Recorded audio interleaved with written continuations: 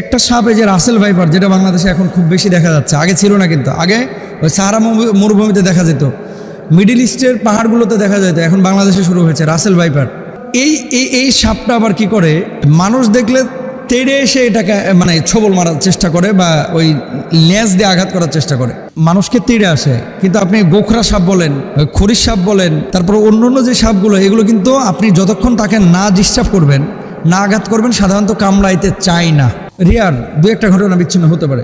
নবীজি সাল্লাল্লাহু আলাইহি ওয়াসাল্লাম সাহাবীদেরকে কোনো সাপ মারার আগে 3 বার তাকে সাবধান করো, নবীজি বলেছেন সাহাবীদেরকে, যে ধরো একটা সাপকে তুমি মারবা বা আঘাত করবা, তাকে 3 বার সাবধান করো। কি বলে সাবধান করবেন? চলে যা, চলে যা, সরে যা, অথবা তাকে লাকড়ি দিয়ে, কাঠি দিয়ে চলে যেতে বাধ্য করবেন। অনেক সময় সাপ কি করে, রাস্তা হারিয়ে ফেলেছে, কোন দিকে যাবে, সে বাড়ির দিকে চলে আসতেছে তার গন্তব্য থেকে, তা আপনি সেই জায়গাটা তাকে লাঠি দিয়ে আপনি তার গন্তব্য দিকে ছুড়ে দিতে পারেন।